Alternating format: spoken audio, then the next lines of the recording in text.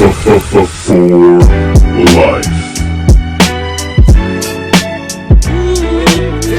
Yeah. Bullet cast. What's going on? Stacy. This elite podcast in here. Ain't nobody better. Look. Yeah. Listen to us every time we live in the side. When you turn it on, it's just defining the mind. If you feel it, our opinions is great. When everything we moving now in the state, turn us on if the feeling is right. Every opinion now comes from the heart. No time we move with a part. We on the radio, it's wrestling. Time's aggression. Here is the feeling in the prove. Get the lesson. And if you want to prove it to you now, here's the feeling in the time. Yo, what's going on, ladies and gentlemen? It is I, the microphone messiah. And I am joined by the current bullet cast in the bank, the Canadian destroyer, BT, Brandon Tanguma. Brandon, it's Wednesday/last Thursday. How you doing, man? Doing just fine, Phillip. Another episode of the Bulletcast. We're here, just the two of us. Just the two of us. We have absolutely nothing to go over on this podcast. Nothing's happened within the last week.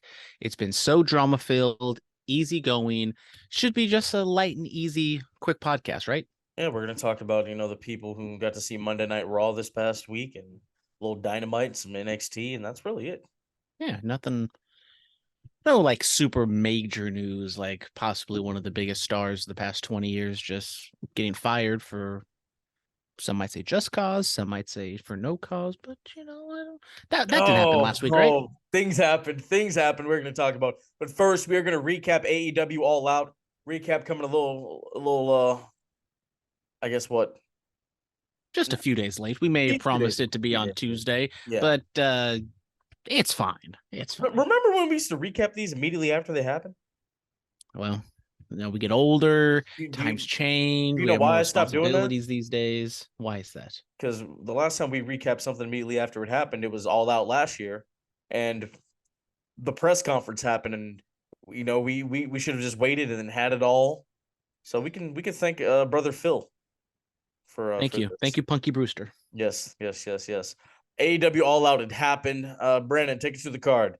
We don't have to spend a lot of time on this because we have other things to talk about. But so once again, just like every other year, All Out emanated from Chicago. This time from the United Center, which is the bigger building in Chicago.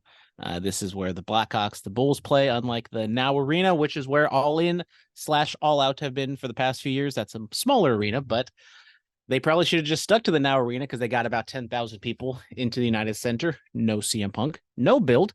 Probably, well, not exactly the no CM Punk part, but mainly the back-to-back shows and the lack of build. But anyways, we had a 3-match pre-show. Nothing really happened. I mean, Dennis Rodman made his return to the United Center. It was all the craziness and wackiness that you would expect, but honestly, nothing too much of note happened in the pre-show. So let's start off with the opening match where we had Better Than You, Baby, MJF and Adam Cole defending their ROH title against the Dark Order, Alex Reynolds and John Silver. I mean, your world heavyweight champion wrestling on the card, but in an opening match against, and didn't even technically wrestle that much because he sold the neck for the majority of it. It goes 14:05, and the babyfaces win and retain their titles. Yeah, I mean, All Out is where he returned last year. After he'd been gone for the whole summer. No, there was no mention of that. A year ago at this event, MJF returned after being gone and won the poker chip, and they didn't even do the casino ladder match, huh? They didn't do any of that. That would have been a great way to get some more people on the card to give some meaning, or at least they build, a match you can build ahead of time. Yeah, they didn't do that. Dark Order loses. After that, what kind of Pepsi is that? I see the Pepsi. Oh, shout out to our boy Phil. It's a 0 sugar Pepsi Mango. Pepsi Mango? How?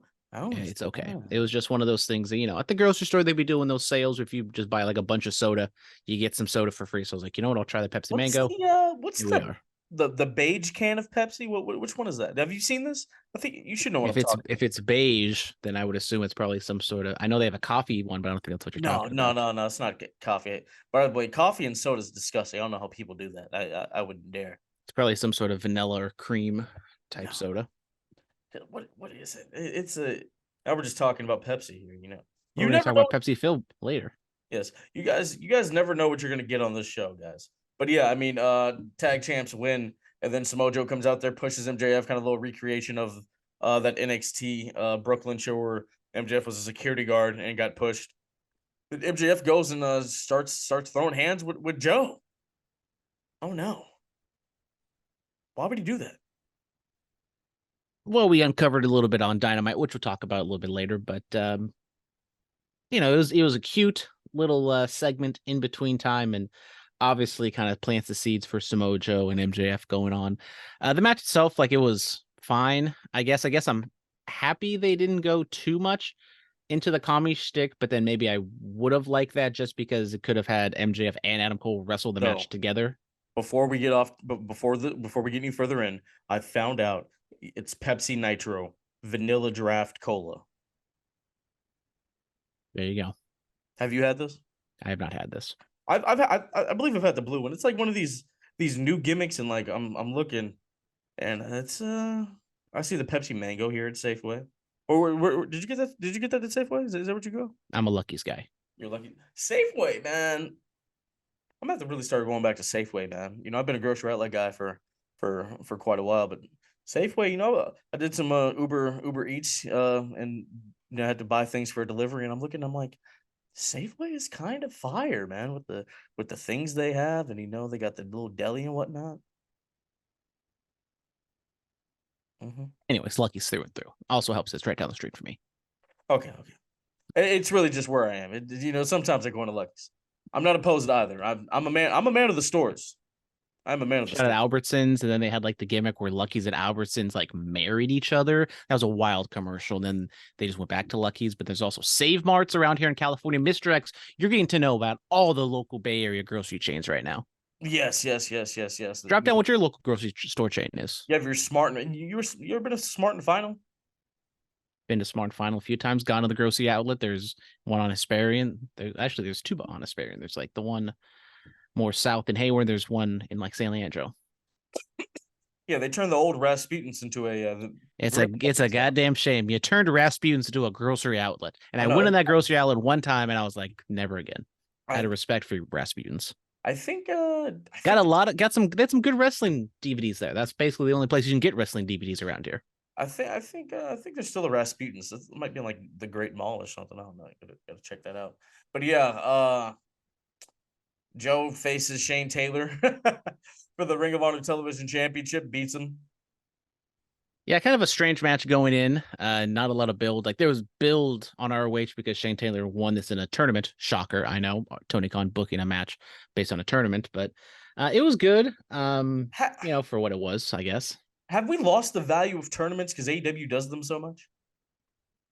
Probably. And I mean, tournaments was always something that I wasn't like the biggest fan of. And I mean, even WWE or Vince McMahon has said like he's not the biggest fan of that because you can't really advertise matches. You can advertise the opening matches, like with it at WrestleMania 4 with Hogan and Andre, or you know, the Survivor Series matches in '99. But I mean, I'm a tournament guy because I was a shoot wrestler. You have to wrestle at tournaments. That's why I like them.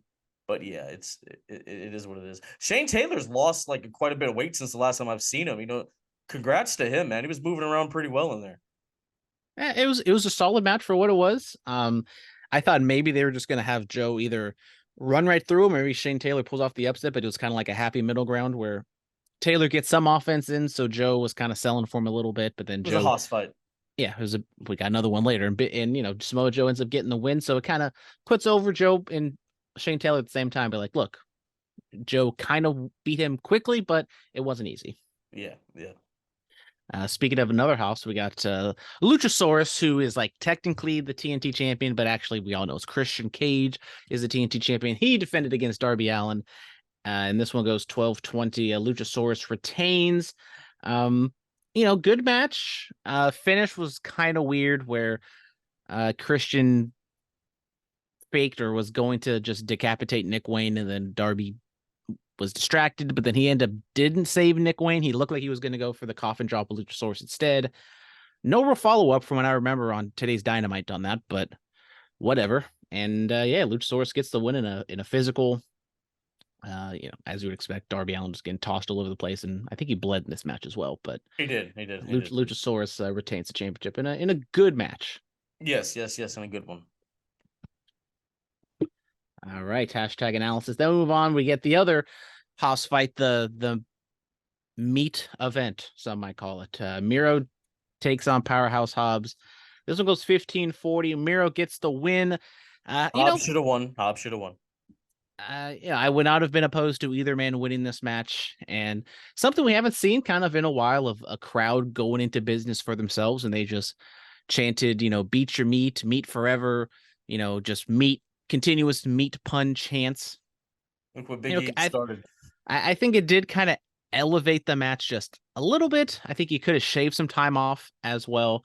But I think if the crowd wasn't as invested with the meat stuff, probably the match wouldn't have been as good, as well received, I think, on television. So, yeah, this was kind of like the beginning. This is kind of the end of the first half, beginning the second half. And I think this is really kind of once the show starts to take off, starts getting real good.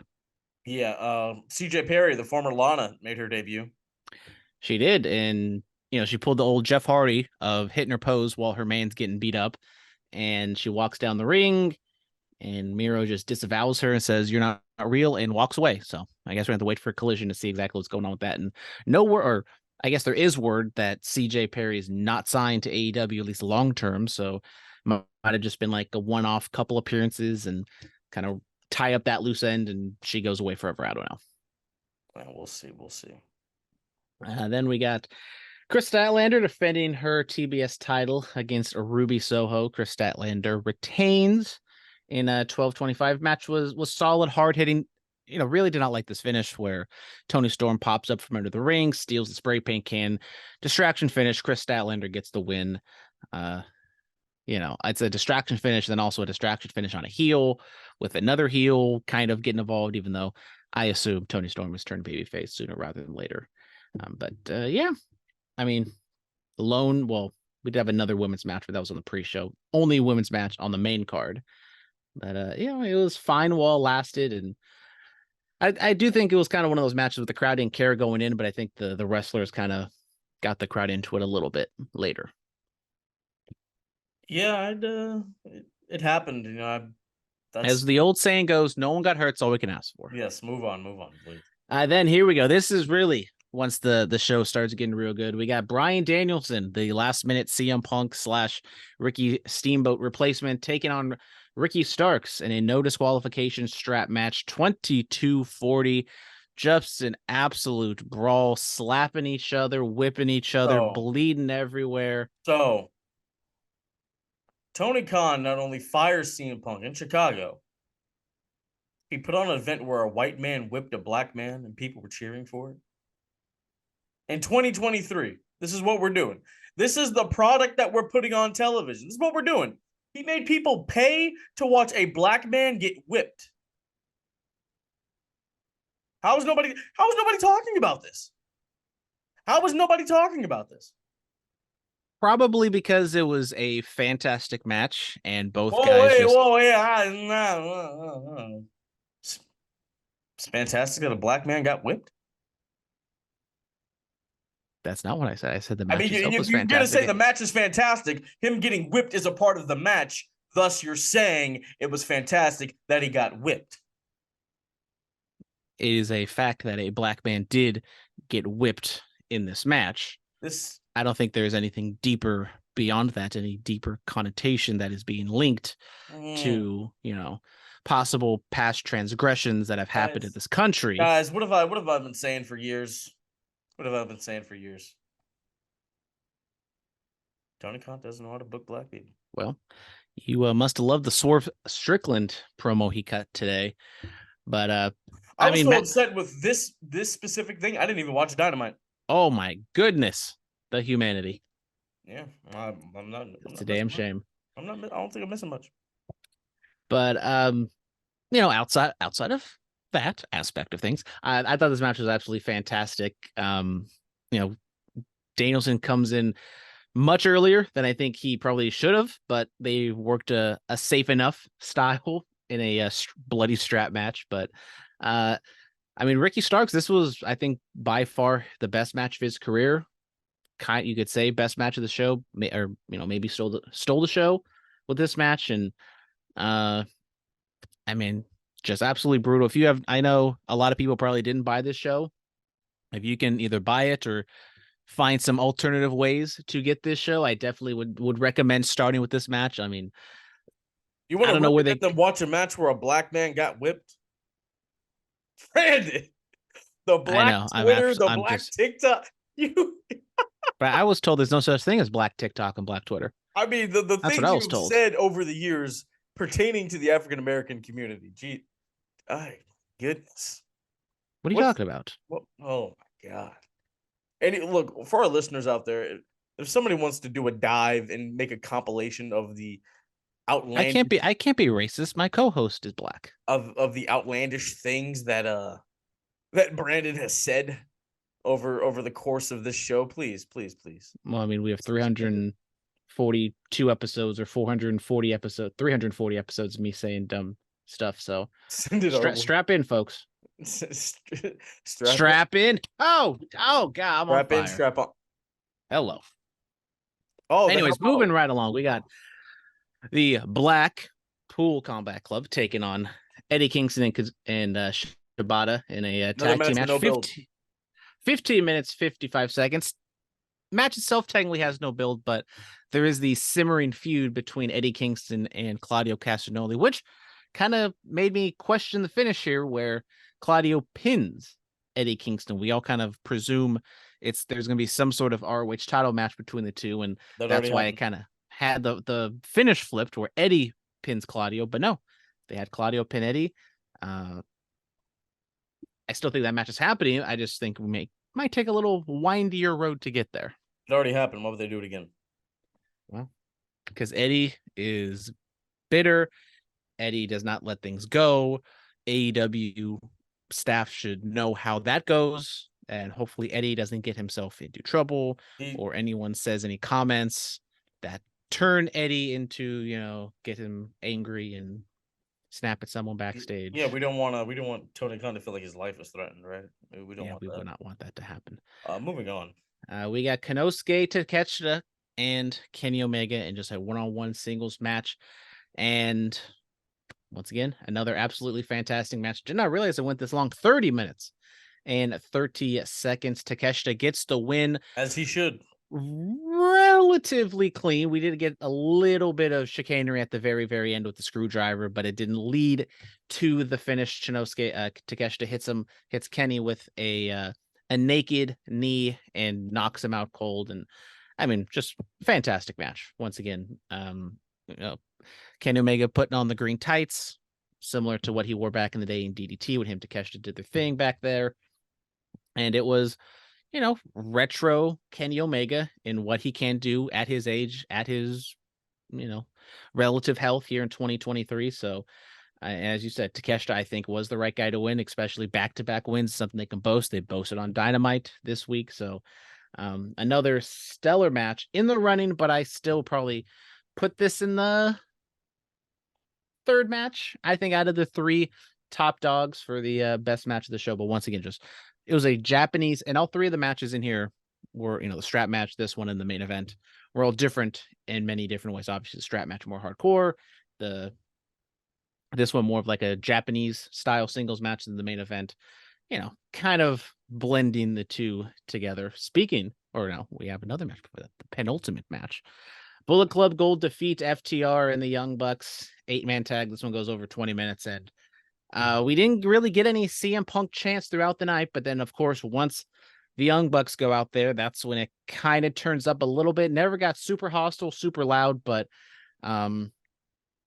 if we were expecting the Chicago crowd to revolt against this AEW show, it did not exactly happen, and this was kind of the only match it did, but then it kind of got squashed kind of after they got it out of their system the first couple minutes, then they kind of got wrapped back up into the match and didn't do their CM Punk shtick. The crowd, that is. Young Bucks didn't outright acknowledge it in terms of doing some CM Punk shtick. Yeah, fine match. Bullet Club Gold gets the win. So once, Guns got the pin on Cash. So presumably that's going to be the tag team feud going forward.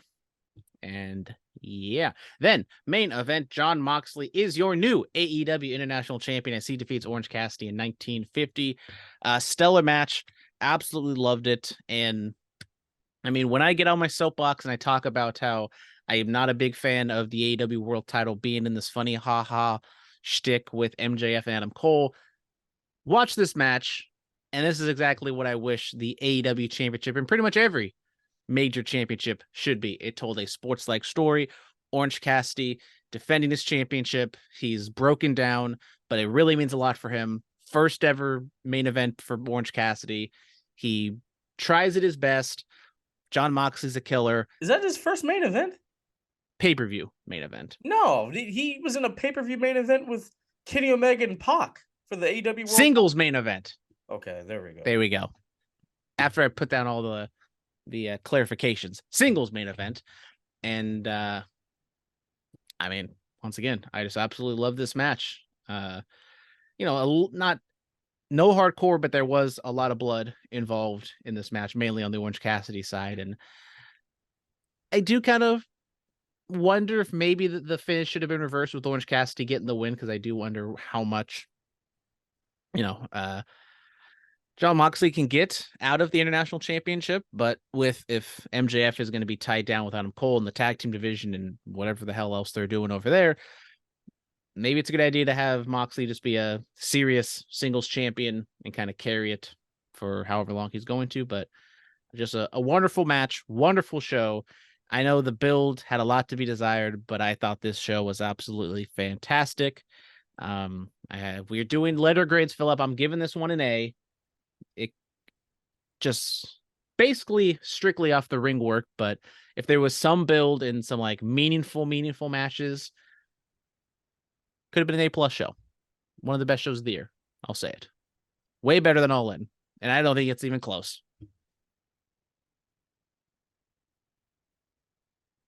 I know it might get some marks for a black man getting whipped on this show.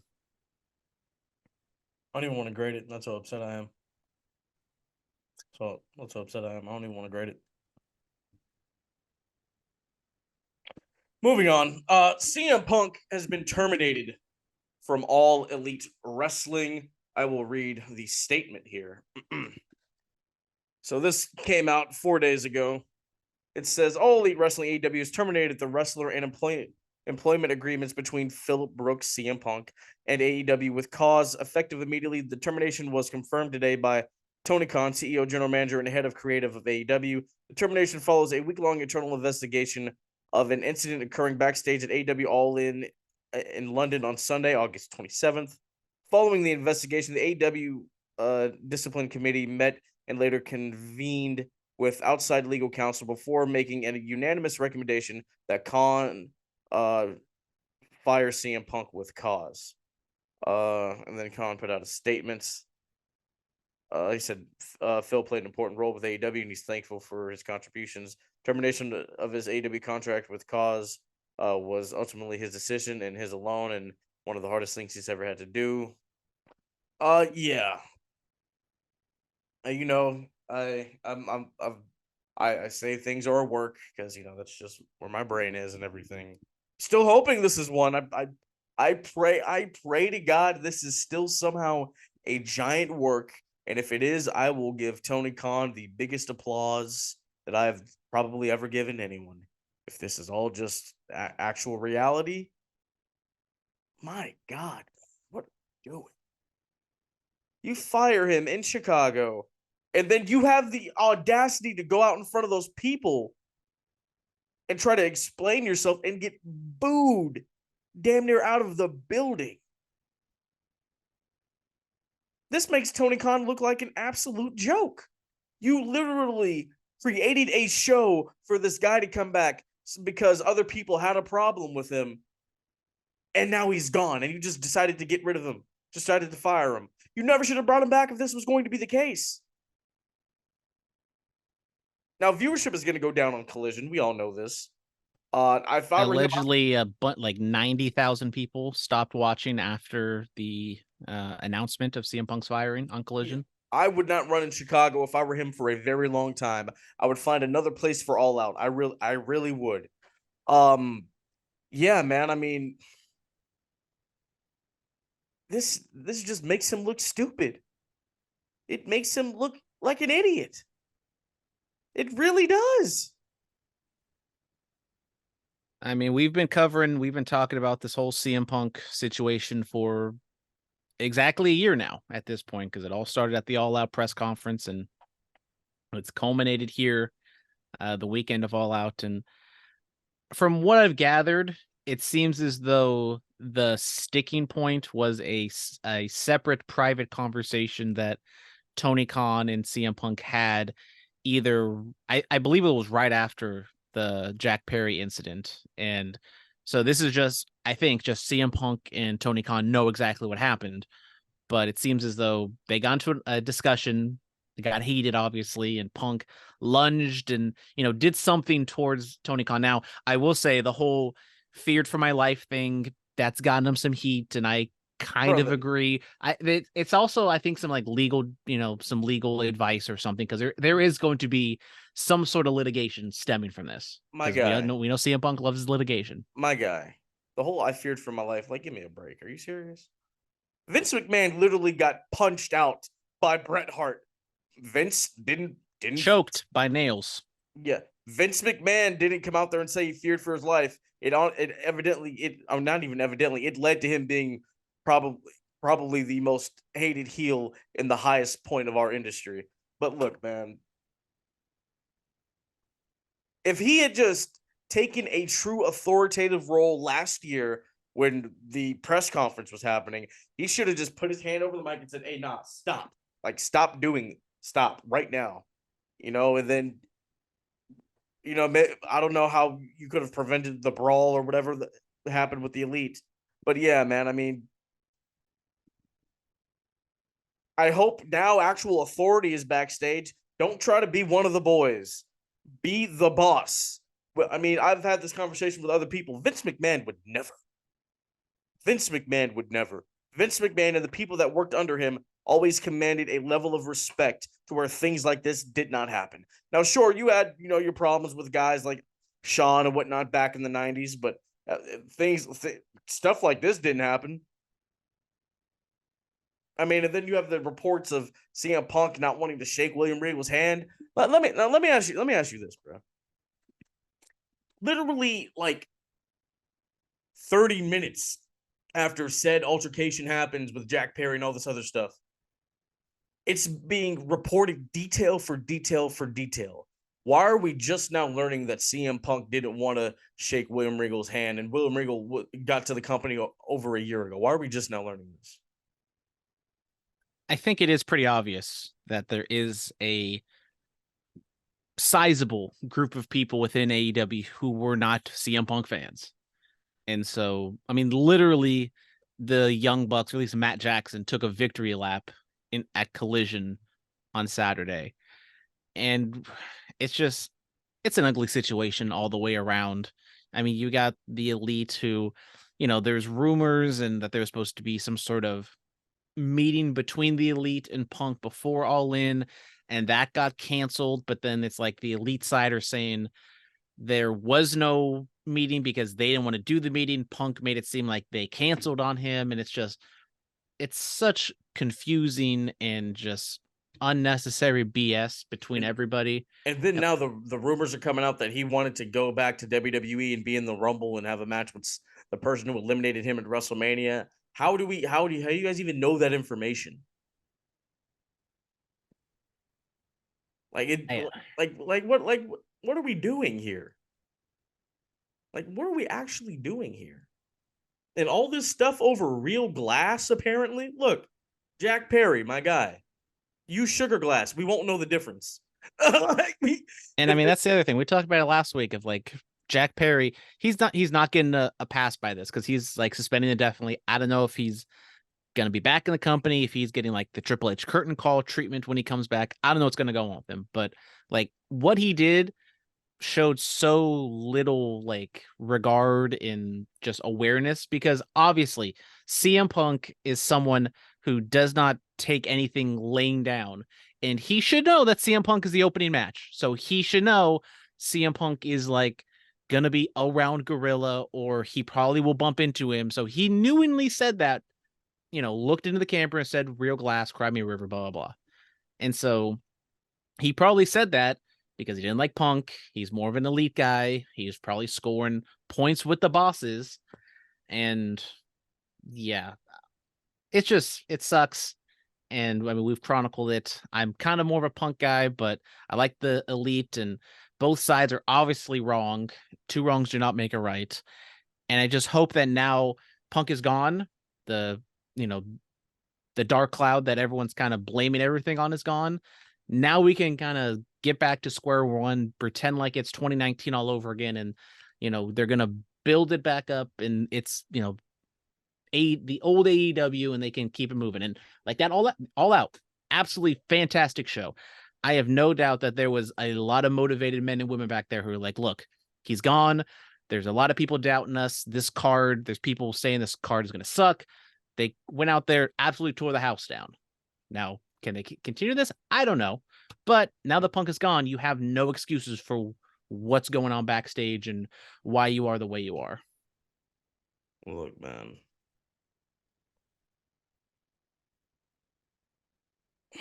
It's absolutely ridiculous. Punk is responsible. I will say this. I will die on this hill. CM Punk coming to AEW was great. It truly helped legitimize this company. I mean, he gave them their first $1 million gate, with I think it was All Out last year, the first $1 million gate.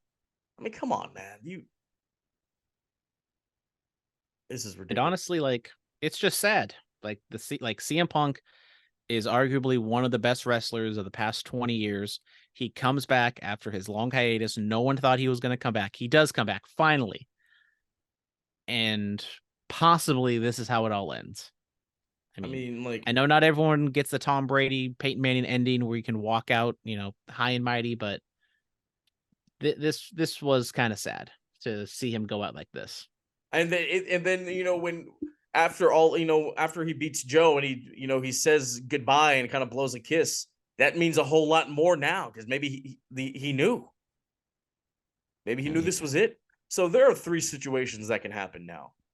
He never wrestles again, which, if that is the case, retaining your real world championship, which I probably say is the highest one, in front of 80,000 people, hell of a way to go out. Against your greatest rival, arguably. He comes back to AEW, and if he does, I've heard Sam Roberts say this, just be a part-time guy. If you have a problem with him, well, hey, he's not going to be here for like another 5 months. So, you don't worry about it. You know what I'm saying? Or, I don't know if he has a no-compete contract or whatever, or no-compete clause. Now, this would be interesting. Survivor Series is in Chicago. Royal Rumble, it's in January, but it's still right around the corner. Is there any possibility that this guy goes back to WWE? Now, remember, when he was away from AEW earlier this year, there was the footage of him backstage at Raw and whatnot, and making amends with guys like The Miz and wanting to have a meeting and have a positive conversation with Triple H. Is there any way that we see CM Punk back in World Wrestling Entertainment? I would say there's a possibility. Stranger things have happened. Talking with my friends, I kind of handicapped it at like 5% he goes to WWE. Not nothing, but also from just a pure business perspective, we kind of forget about this, but WWE is in a merger right now with Endeavor. And from a business point of view, I think once that goes through, and we're kind of seeing it, they're trying to trim a lot of fat and trying to cut costs. Punk, maybe he comes in on a discount because he's petty like that, and just be like, look, I want to finish. I at least want to have a good finish to my run. But CM Punk's going to cost a bit of money. I just don't know if WWE Endeavor is going to be up to ponying that money. Now, there's also, rumors and innuendo that he's friends with some people at Impact. So maybe he goes to Impact, which I think would be hilarious for kind of all the wrong reasons. I mean, he was at the New Japan show. mean, maybe CM Punk sells out the Now Arena for the next, Bound for Glory 2024. I mean, he could pop up at Wrestle Kingdom. There are all these Him and Mercedes Money start a mixed tag team. Money. I know that. I mean, that's why he went to that show. It's crazy. It's a lot. But yeah. This will not be the last time we talk about CM Punk, guarantee it, because there is allegedly a CM Punk response coming down the pipeline, and it's probably going to be spicy. Well, now will it be like the podcast that he released with Colt Cabana? Will it be like that? Because I mean, that set the world. CM Punk has set the world on, or the wrestling world on fire on like 5 different occasions. The pipe bomb, which, will never be topped. When he walks out of WWE / the response to leaving WWE with that Colt Cabana podcast, his return to AEW, the Brawl Out, and now this. And Brawl In. It's funny how 2 of the biggest shows in AEW's history are overshadowed not by the wrestling, but by what's going on with CM Punk. So, All Out 2021. Yes. CM Punk comes back. Arguably the best show of all time. Adam Cole and Bryan Danielson make their returns as well. All Out 2022. Someone gets a little cranky and hurt and is tired with effing children. And then All In and All Out. Yeah. Marred by CM Punk controversy. Yes. 3 years in a row. Well, it was a good run. Controversy creates cash, and hey, CM Punk is a controversial figure. So I saw the photo of Roman's title run has lasted longer than CM Punk's entire AEW career, which that's a statement in and of itself, But yeah, man, that is going to do it. That is going to do it for the CM Punk talk. Let's get into everything else. Yes. Cena returned to SmackDown, had a confrontation with Jimmy Uso, gave him an AA. Quick little thoughts on that. It's Cena. I'm not like the biggest fan of how Cena's been, even dating back to his WrestleMania match with Austin Theory. And also not the biggest fan of just, Jimmy Uso eating a AA just because it's John Cena. Like, Cena wins lol. Yes. All right. Outside the ring, General Adnan has passed away. This news broke a few hours ago. General Adnan was a part of the group that involved the Iron Sheik and Sergeant Slaughter that helped Sergeant Slaughter become an Iraqi sympathizer. Yes. R.I.P. Any thoughts about General Adnan? Not really. He's kind of before our time, but obviously kind of probably his biggest role in terms of like mainstream would have been, early 90s, late 80s, whatever, with the WWF. So, he did some stuff in Japan. He worked very early, in the 50s, 60s, 70s and stuff like that. So, not someone I'm particularly familiar with, but definitely a legend to the business. Yes, the first Iraqi wrestler to wrestle in WWE. A career that spanned almost 4 decades, 1959 to 1998. Let's see, in professional wrestling, let's see the championships and accomplishments. He's in the Luthez Hall of Fame 2020. Pacific Northwest Wrestling held their heavyweight title twice. 4-time tag team champion. Let's see, Pro Wrestling Illustrated. He made 410 out of 500 best wrestlers of the year of 2003. And of course, he was a WWE tag champ with Chief Jay Strongbow. So, RIP to General Adnan. May you rest in peace. NXT. I think NXT's been heating up, man. I mean, you've had Carmelo Hayes and Wesley, first black main event in NXT history. But what last night, Tiffany Stratton and Becky Lynch are going to go head to head. Dominic was a special guest referee to help Mommy win. And Braun Breaker tried to kill Von Wagner. And there's a warrant out for his arrest. That's been making the rounds on social media of the ending to NXT of Braun Breaker lining up for the decapitation sandwich of the ring steps and it fades to black or cuts to black. I mean, I'm just not a fan of that type of stuff in wrestling because it just kind of shines a spotlight on it being fake. Like when you try to play up how real this is and it just goes that over the top, that's a bit much for me. So I'm not a big fan of that. But I will agree that like there's some good stuff in NXT, there's some bad stuff in NXT, but overall I think it's been a solid product for what it is. Well, this is not fake, man. My body hurts. This stuff ain't fake, bruh. Well, obviously, Braun Breaker did not take those ring steps and squash Von Wagner's head like a watermelon Are we Gallagher sure? style. Are we sure? I saw him. I saw his head taped up in blood, man. Are you sure? I mean, I saw the little. Have you seen the fan footage? I'm like 90% sure. Have you seen the fan footage?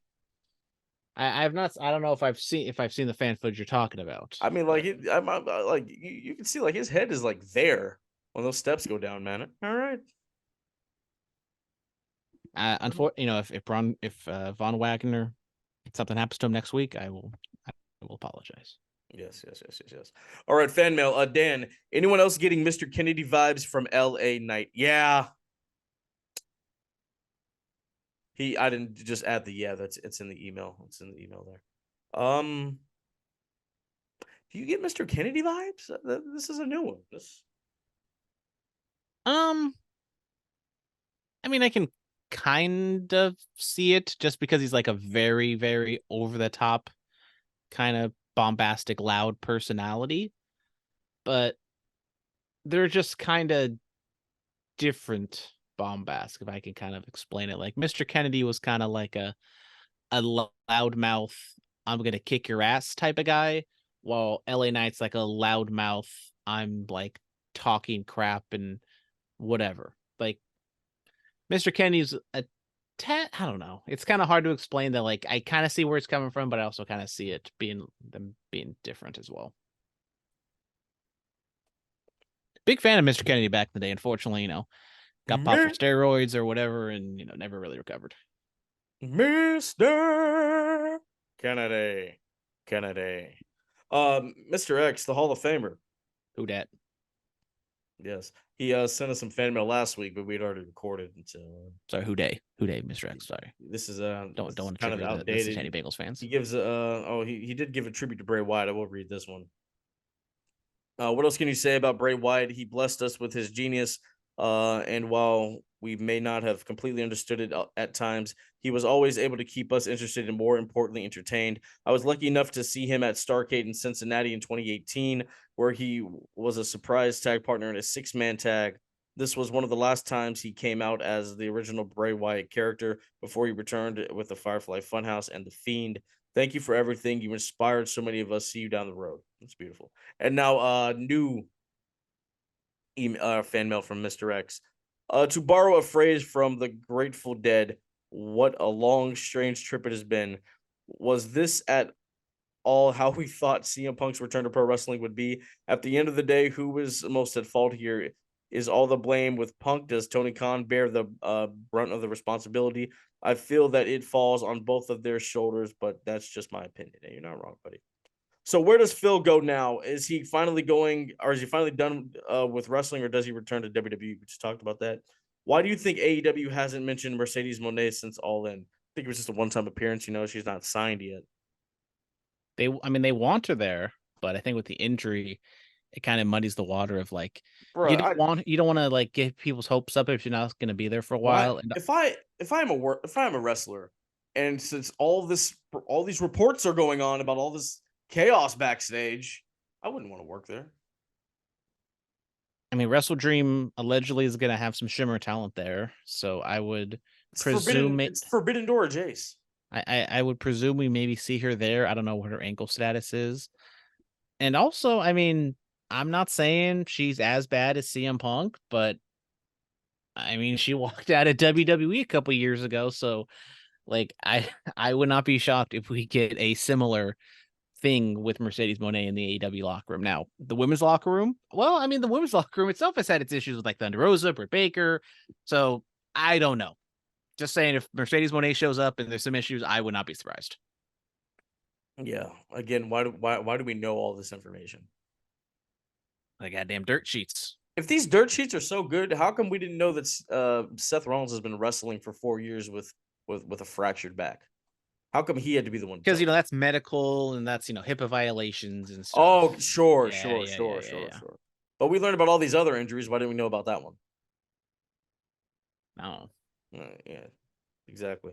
Also, next week I will be attending Dynamite in Cincinnati, so hopefully I'll have some inside scoops for you. Hey, that's what's up, bro. Dynamite's gonna be out here, bro. Do you want to go? You want to go to Stockton? Dynamite's in Stockton. I don't know. Breaking news: I have been debating about possibly going to LA for Full Gear, but they have to tempt me. They have to make me go. After all the LA trips I've had, now you want to go? Wow. Maybe. Wow. Maybe. I need you on those drives. Well, I mean, I wanted to go to WrestleMania, but unfortunately, I was working. I need you on those drives, brother. I need you on those drives.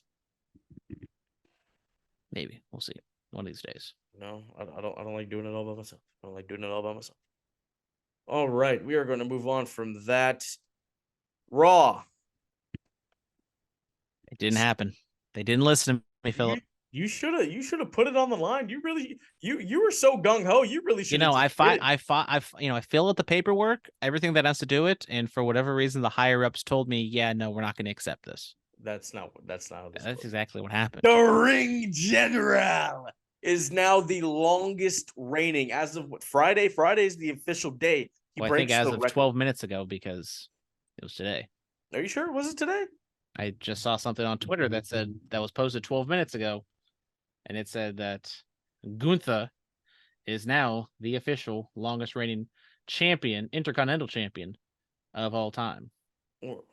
12 minutes ago.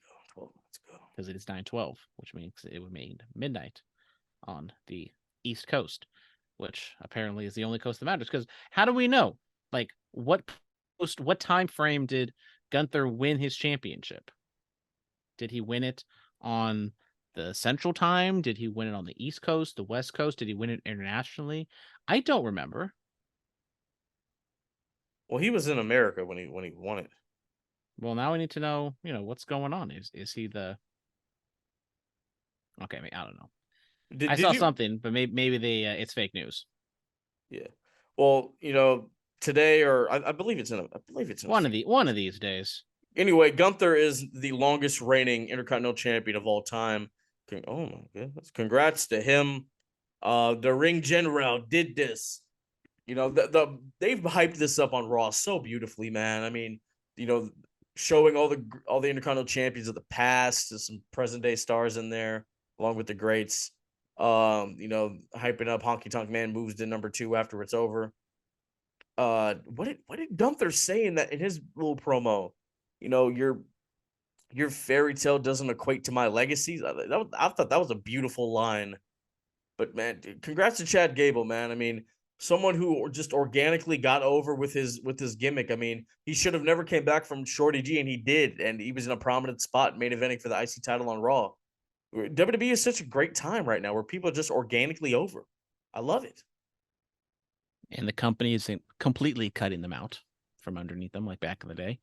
But yeah, congratulations to Gunther. I know I was kind of leading the Chad Gable bandwagon, but I have no qualms with them continuing on with Gunther being the champion. I don't know how long this will go on for. Chad Gable is still vowing he will be the one to defeat him. I know there's a lot of people now with him on Raw. Jey Uso, I guess a lot of people are kind of thinking he should be the one. I mean, maybe, he's already main event Jey Uso. I don't think he needs the win per se, but going down the Raw roster, I don't know what scrappy young talent can get the rub from Gunther. Yeah, we'll see. Main event Jey Uso opens up Monday Night Raw. Sami Zayn comes out there. They kind of reconcile. And Jay says, he knows he has enemies in the back, and you see like Drew McIntyre and Riddle mug him. He's gonna have to pay for Roman's sins, unfortunately. But congrats to Jay, man. I'm very happy for him. Let's see what he can do. And I mean, he has the whole crowd just moving their hands up and down. less is best. It's something so simple, but it's so over. I love it. Yeah, I mean, that was something I meant to point out when we did our SummerSlam recap of the visual of him in the corner doing the arms up and down and the whole crowd doing it. Like, I thought that was just a visual, and I was just like, okay, like, Jay's here. He is a guy that they can do something with.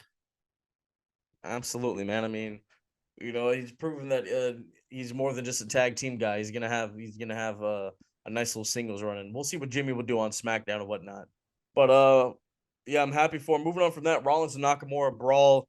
Seth wants to put the title on the line against Nakamura. Nakamura says no. They brawl for a little bit. Ricochet's like, hey, you don't have to carry the load by yourself. So Nakamura and Ricochet have a little match. Ricochet wins via disqualification because Nakamura hits him in the back with a chair. Then Nakamura and Rollins brawl a little bit longer.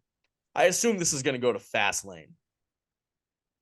I assume the same. They're doing the old WrestleMania 27 to 28 Undertaker Triple H story with Seth Rollins technically winning, but not being able to walk out. So that's why he wants to challenge Nakamura to another shot. And Nakamura's not giving it to him for whatever reason. But yeah. I mean, it's you don't make the rules. I do. It's one of those. If you want me, you're gonna have to wait for my turns. That's all this is. I love Nakamura just cutting promos in Japanese. Love it. Yes, and I can deal without the crowds chanting what when a non-English speaker is speaking Yeah, that non-English. guys, that doesn't need to happen. I want to go to let's go to the Raw, bro. This is gonna be interesting. WWE's hot right now. WWE's hot. Almost like they're setting attendance records and setting gate records. Now inflation has to do something with that. But oh no, that's not the reason why. Just WWE is the number one show in town. I don't care if you pack out. I was gonna give them their flowers that WWE is a hot product and it is. No, it's the number one game in town. Right, I don't care if you pack out Wembley. It's the number one. I don't even think they packed out Wembley, right? They didn't do that. AEW well, I mean, it's really hard to pack. It's really hard to pack out Wembley. You got to get like in the 90s or something. Yeah. I mean, WrestleMania 46 or 47 will pack out Wembley, guarantee it. Whatever. Nah, John Cena just went out there, promised a Wembley WrestleMania, and it's just never going to happen. No, we'll see. Oh, we have a political thing. We have a new Money in the Bank briefcase. The Judgment Day comes out there. Samantha Irvin, she announced a lot when they made their entrance. Kudos to her. What are your thoughts on JD McDonough trying to get in good with the Judgment Day and Senior Money in the Bank in his new briefcase? Yeah, it's purple. It says Senior on it, so that's cool. Continuing on with the Judgment Day stuff. Everything is all hunky dory right now, just because everyone has a championship. We'll see how long that lasts, and yeah, I mean, I continue to like the dynamic of Dom and Rhea, of just Dominic kind of in the middle of all this drama, but like not saying anything, just deferring to Rhea. I always think that's kind of funny. Yeah. Oh, well, that's going to be it for Raw. AEW, Les Sex Gods defeat Aussie Open. Aussie Open can't catch a break, huh?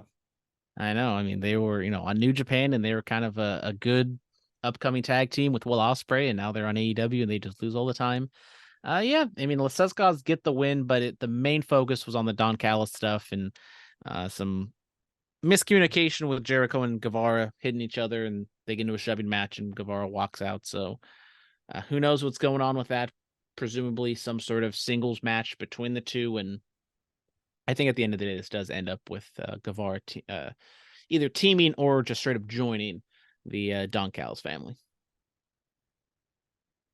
I still don't know how I feel about the Don Callis family. Then we got an MJF and a Samoa Joe promo, so definitely we're heading in that direction. Joe announces that he's going to be in the Grand Slam tournament, so his goal is to face MJF for the championship. And they go back and forth. If you've been on Twitter, X, you've seen some of the highlights of the barbs of MJF saying something about an ice cream truck, and then Samoa Joe referring to Sweet Tooth and saying he has the best ratings or whatever, doing big numbers on the other company's channel or something like that. Well, Gear's going to be on a Saturday, huh? Yeah, because can't go head to head with the NFL. Wow. When is Survivor Series? Is it the 25th? Maybe, because Full Gear's the 18th, and then Survivor Series. It's the Saturday. This is the 25th. This is the week after. Yeah, I was just kind of thinking because Thanksgiving's kind of sandwiched in there. Or maybe Thanksgiving is after that. I don't know. It's kind of late. I don't know. All right. Oh, the Lakers Anyways, colors. but Okay. they go back and forth. MJF and Samoa Joe trading some barbs, and Joe lays out MJF. Adam Cole makes a save. So not only do we have Roderick Strong vying for that spot, but now we get Samoa Joe vying for that spot. So MJF went down the rabbit hole talking about his tryout once again, shouting out William Regal, as we talked about on this podcast. And yeah, it was good.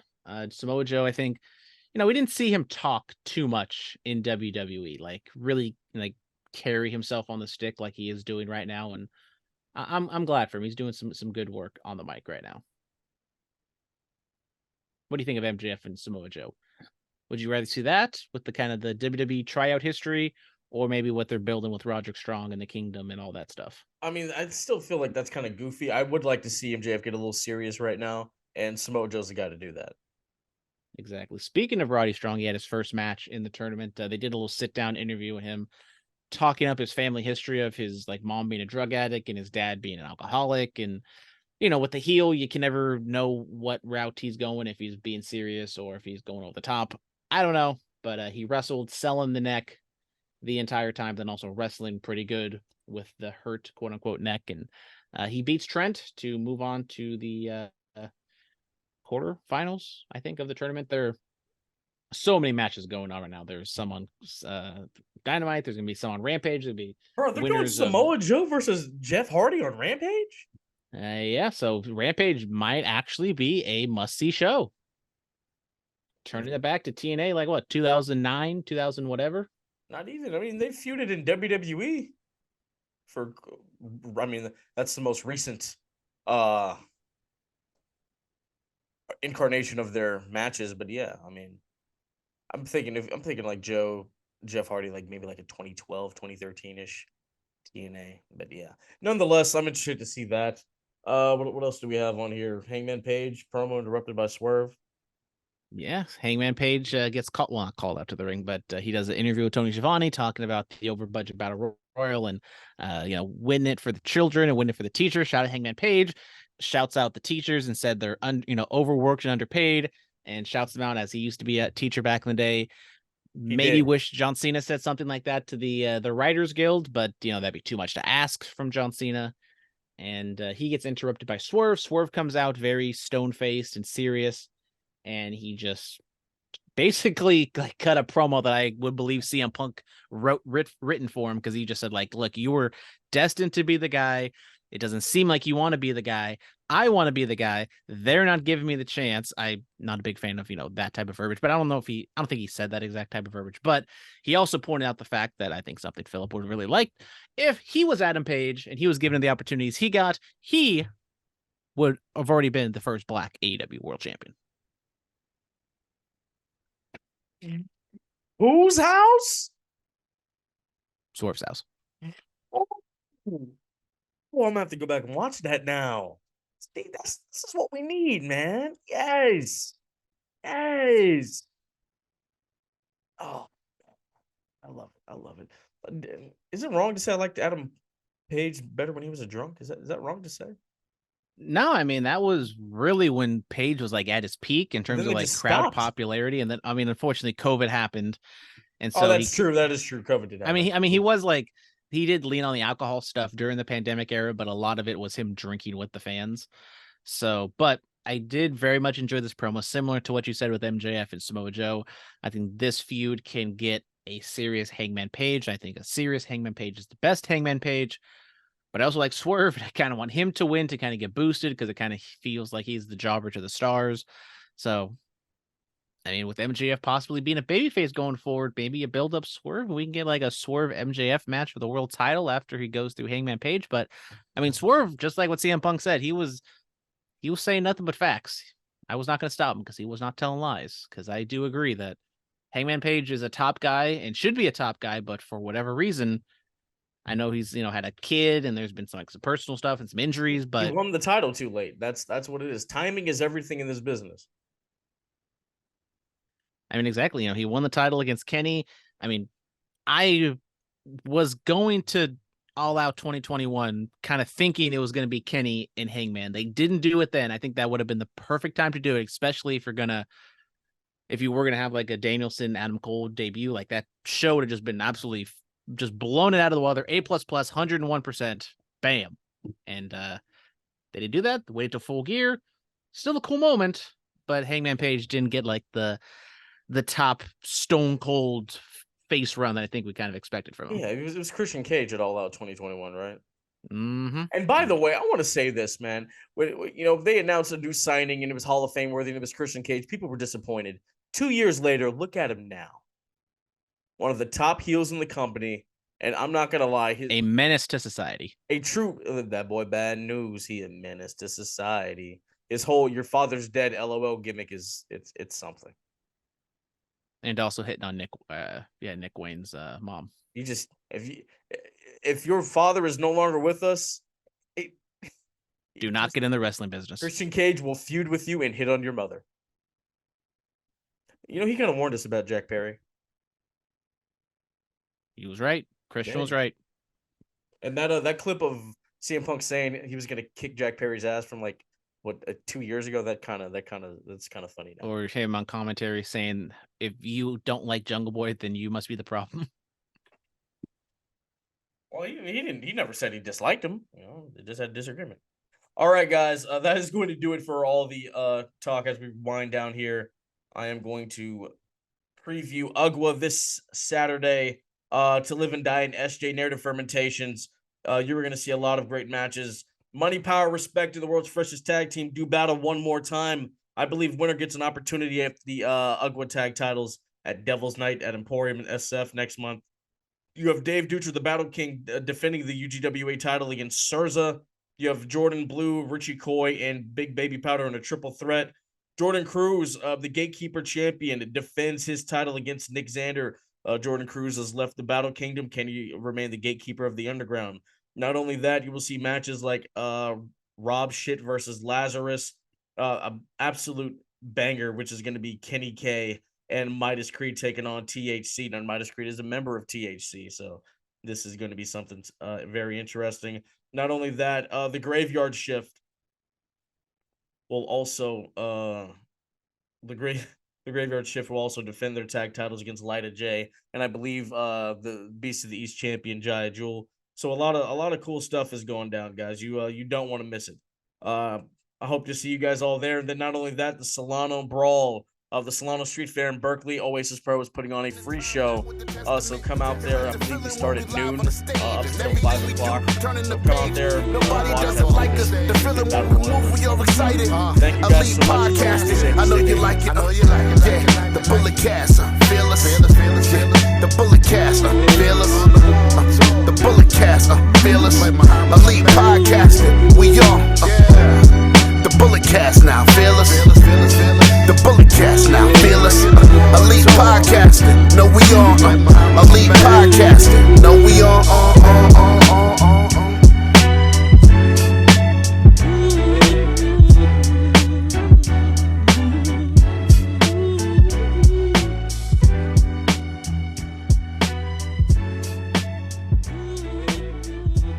This has been the Bulletcast. Thank you for listening.